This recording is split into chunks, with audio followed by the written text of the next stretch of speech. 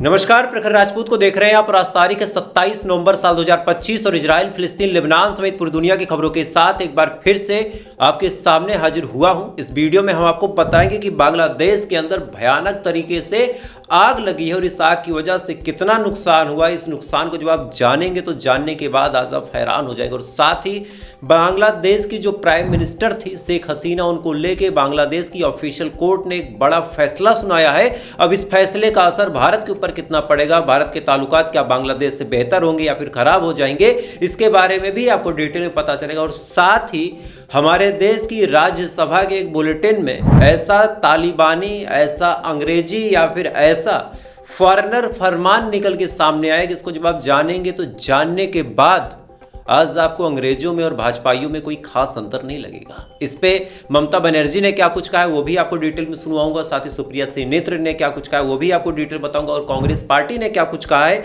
वो भी आपको डिटेल में पता चलेगा। और साथ ही इस वीडियो में हम आपको बताएंगे कि इस समय अमेरिका और अफगानिस्तान के ताल्लुकात बद से बदतर होते चले जा रहे हैं। अगर ऐसा ही चीज रहा तो आने वाले टाइम में अमेरिका और अफगानिस्तान के बीच शायद जंग के आसार भी देखने को मिल सकते हैं। और साथ ही उत्तर प्रदेश के अंदर योगी बाबा की सरकार के अंदर किस हिसाब से बच्चों को मार के उनका पैसा निकाल के कमाया जा रहा है, इस खबर को जब आप जानेंगे तो जानने के बाद आज आप हैरान हो जाएंगे। यानी यकीन मानिए आज की जो खबरें हैं बहुत ज़्यादा अहम है, बहुत ज़्यादा इंपॉर्टेंट। इस वजह से वीडियो को लास्ट तक जरूर देखिएगा। चैनल पे नए हैं तो वीडियो को लाइक करके चैनल को सब्सक्राइब करके अपना प्यार जरूर दे दीजिए। और साथ ही इस वीडियो को आप कहाँ से देख रहे हैं कमेंट करके जरूर बता दीजिए, क्योंकि जब आप कमेंट करते हैं ना तो आपका जो कमेंट होता है बड़ी एनर्जी, बड़ी ऊर्जा, बड़ा मोटिवेशन देता है और हमें पता चलता है कि प्रखर राजपूत का जो परिवार है आखिर वो कहां कहां तक फैला हुआ। तो आप कमेंट करते रहें, तब तक एक एक करके मैं आपको खबरें सुनाता हूं। और सबसे पहली, सबसे अहम, सबसे बड़ी जो खबर निकल के सामने आ रही दोस्तों, वो इस समय भाजपाइयों की असली पोल खोलने वाली है। भले ही अंधभक्त आज मेरी वीडियो से गायब हो जाएंगे, लेकिन खबरें आप सुन लीजिए।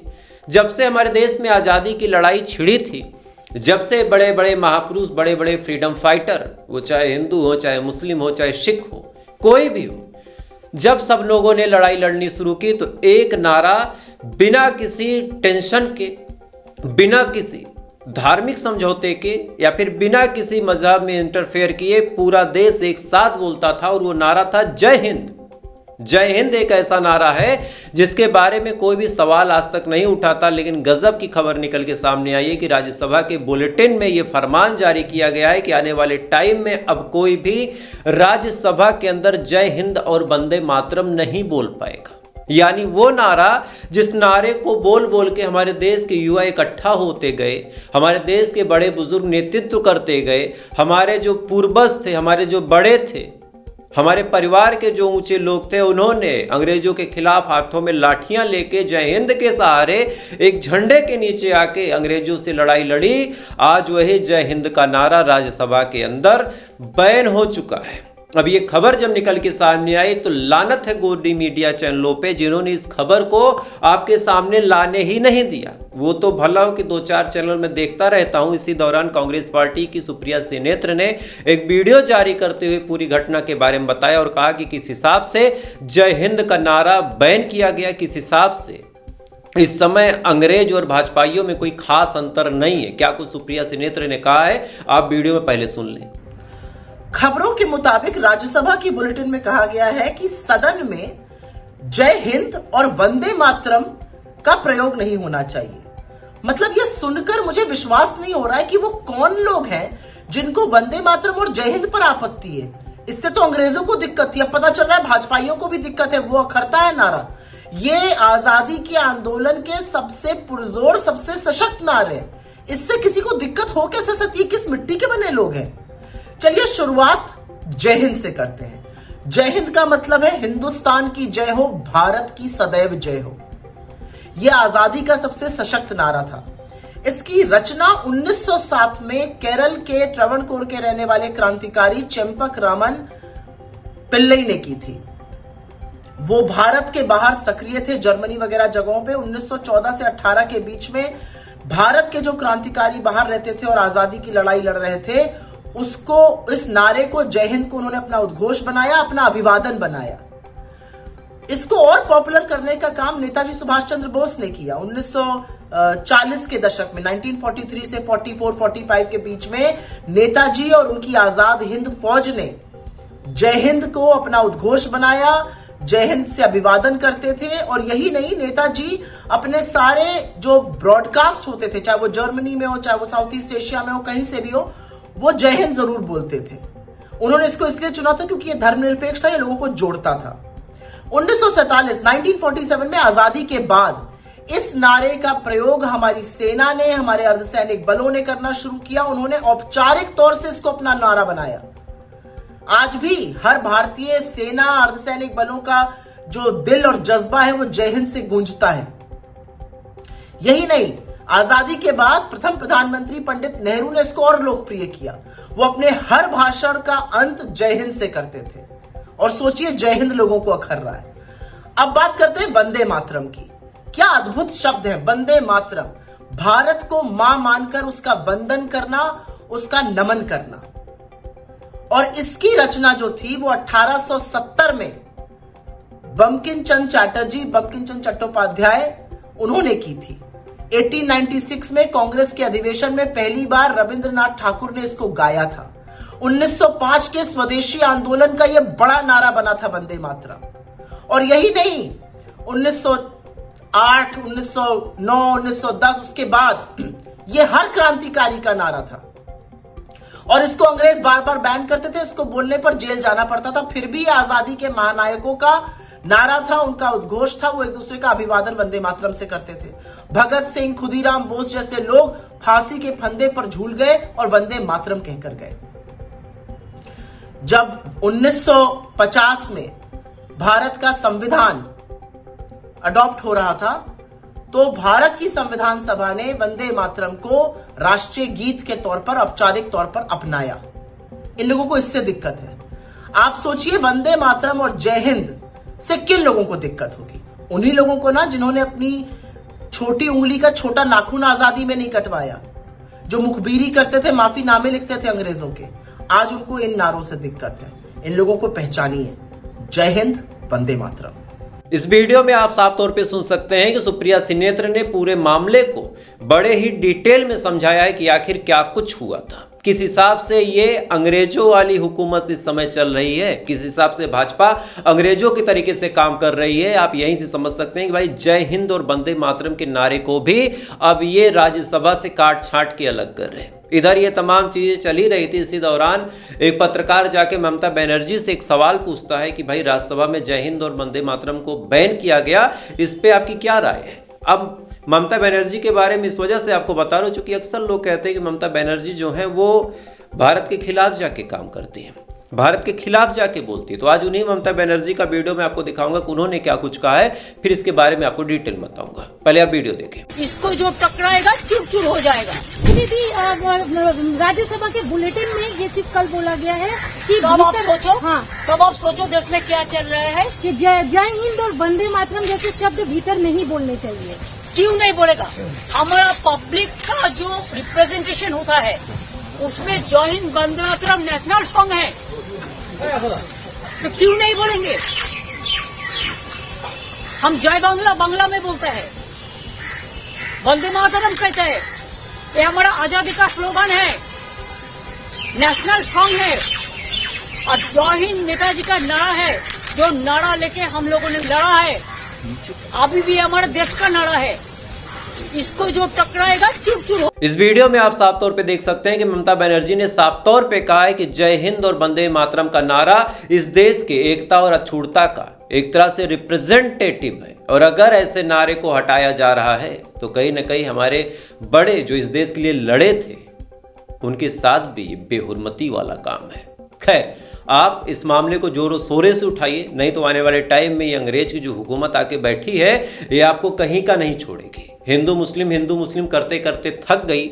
जब बात बनी नहीं तो फिर और तमाम चीज़ें जो कुछ हुई वो भी आपको पता ही है। उसके बाद जब बात नहीं बन रही तो ये जय हिंद वंदे मातरम का नारा भी हटा दे रहे। जो काम इनको असल में करना चाहिए और जो सवाल गोदी मीडिया को पूछना चाहिए, दोनों ही अपनी जिम्मेदारियों से भाग रहे हैं। जैसे अब आपको उत्तर प्रदेश की खबर बताता हूँ। उत्तर प्रदेश के बलरामपुर से खबर निकल के सामने आई है कि यहाँ पे लगभग 11 करोड़ का घोटाला हुआ है। और ये घोटाला कहीं और नहीं, मिड डे मील में हुआ। यानी वो मिड डे मील जब छोटे छोटे गरीब के घर के बच्चे सरकारी स्कूल में पढ़ने जाते हैं तो ऐसे थाली निकालते हैं तो उसमें खिचड़ी पड़ जाती है, उसमें अचार पड़ जाता है, उसमें 2-4 चीजें और पड़ जाती हैं। यही है मिड डे मील। उसमें कोई बड़े घर का बच्चा नहीं जाता, कोई सांसद विधायक मंत्री का बच्चा नहीं जाता, साफ तौर पे अगर कह दूं तो उसमें कोई ठाकुर ब्राह्मण का बच्चा नहीं जाता। उसमें वो बच्चे जाते हैं जो गरीब हैं, जिनके घर के पास पढ़ाने को पैसे नहीं है। ऐसे घरों के बच्चे सरकारी स्कूल में जाते हैं केवल 2 फायदे से, पहला कि इनकी पढ़ाई हो जाएगी और दूसरा इनको खाना भी मिल जाएगा। आज मिड डे मील की वो कहानी आपको बता रहा हूं कि रिपोर्ट आपके सामने, और ये आज तक की रिपोर्ट है। हालांकि इस पे बड़े बड़े चैनलों ने वीडियो नहीं बनाया, बस एक स्क्रीनशॉट लेके चिपका दिया। मैं आपको बता रहा हूं कि बलरामपुर में खाने के नाम पे, बच्चों के खाने के नाम पे 11 करोड़ का घोटाला हुआ है। गुपचुप तरीके से जब ये मामला निकल के सामने आया तो धीरे से जांच पड़ताल भी हो गई। उसके बाद ज़्यादा नहीं 41-42 लोगों को अरेस्ट भी किया गया है। अरेस्ट करने के बाद उनसे पूछताछ जारी है। लेकिन क्या ये खबर आपको कहीं सुनने को मिली? क्या ये खबर आपको व्हाट्सएप पे या फिर किसी भी सोशल मीडिया प्लेटफॉर्म पे ऐसे तैरते हुए आके दिख गई कि बलरामपुर में 11 करोड़ का मिड डे मील का घोटाला हुआ है, सब लोग जान लो? नहीं, आपको कभी भी देखने को ऐसी खबरें नहीं मिलेंगी। और उसके पीछे सबसे बड़ी वजह ये है, सबसे बड़ी वजह ये है कि ऐसी खबरों को दबा दिया जाता है। खैर, हम आपको ऐसी खबरें बताते रहते हैं, तो अगर आप चाहें तो हमें सपोर्ट कर सकते हैं। बहरहाल अब आपको खबरें कुछ पड़ोसी मुल्कों की बताता हूं, फिर आपको मिडिल ईस्ट की तरफ लेके चलूंगा। हमारे पड़ोसी मुल्क बांग्लादेश से एक अजीबोगरीब खबर निकल के सामने आई है कि इस ठंड के मौसम में भी बांग्लादेश के अंदर भयानक तरीके से आग लगी है। इस आग में 200 से 250 झुग्गी झोपड़ियां जल के खाक हो गई। यानी यहां भी गरीबों का ही नुकसान हुआ। यहाँ कोई अमीर शख्स नहीं पीड़ित हुआ, यहाँ गरीबी बेचारे पीड़ित हो गए। लगभग आप आंकड़ा देखिए, 200 से 250 झुग्गी झोपड़ियां जल के स्वाहा हो गई, जल के खाक हो गई। और इस समय बांग्लादेश में जो सिचुएशन है कि आने वाले टाइम में यहाँ भी बहुत कुछ देखने को आपको मिलेगा। दरअसल बांग्लादेश में इस समय शेख हसीना के ऊपर जो मामला चल रहा है, उस मामले को लेके धड़ाधड़ फैसले आ रहे हैं। और एक फैसला फिर आया है कोर्ट के हवाले से, और ये ऑफिशियल कोर्ट है।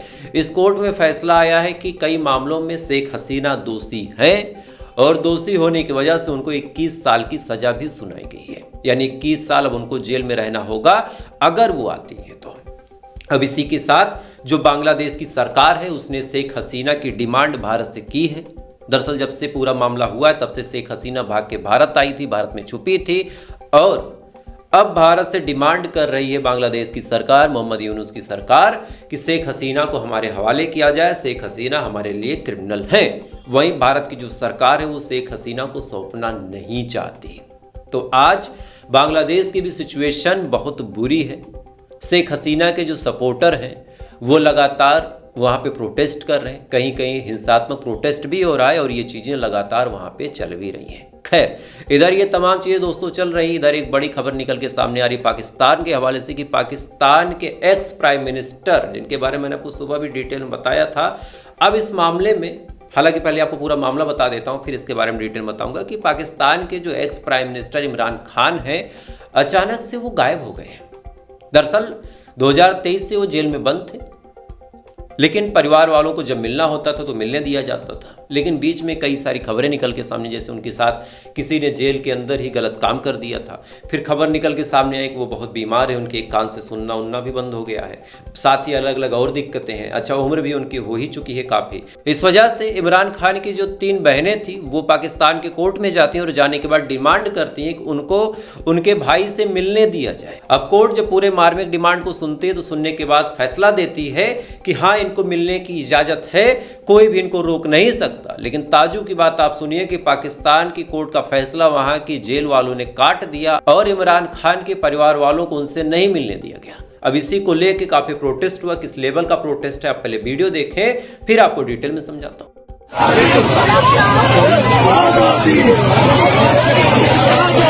जेल की तरफ गामजन इस टाइम ये आवाम ये हम आपके सामने ये एक कारकुन पीटीआई के खड़े हैं जिनकी एक टांग कट गई थी, तो ये देखें कि ये भी इन्हीं का शिकार है और ये कहते हैं मैं फिर भी आऊंगा, मैं एक टांग पे भी आऊंगा।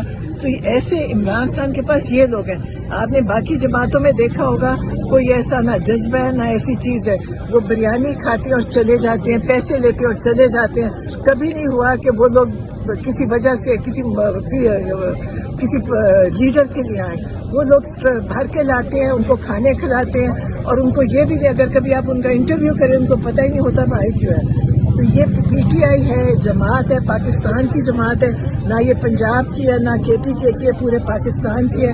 और इमरान खान पूरे पाकिस्तान के लिए खड़े हैं और पूरा पाकिस्तान के अवाम इमरान खान के साथ खड़े हैं। अच्छा, खान साहब के दौर में अतीफ रियाज खान को अस्पताल से गिरफ्तार किया। इस वीडियो में आप साफ तौर पे देख सकते हैं कि किस हिसाब से हजारों की तादाद में लोग सड़कों पे उतर के जेल के सामने खड़े होके नारे लगा रहे हैं कि हमको मिलने दिया जाए, हमको मिलने दिया जाए। इसके बाद पुलिस वाले वहां पे आते हैं, आने के बाद लाठी चार्ज करते हैं, बुरी तरीके से लोगों को पीटा गया। इमरान खान की जो बहनें थी, लगभग 60-70 साल उनकी उम्र थी, उनको भी बालों से पकड़ के खींचा गया, लाठियों से पीटा गया।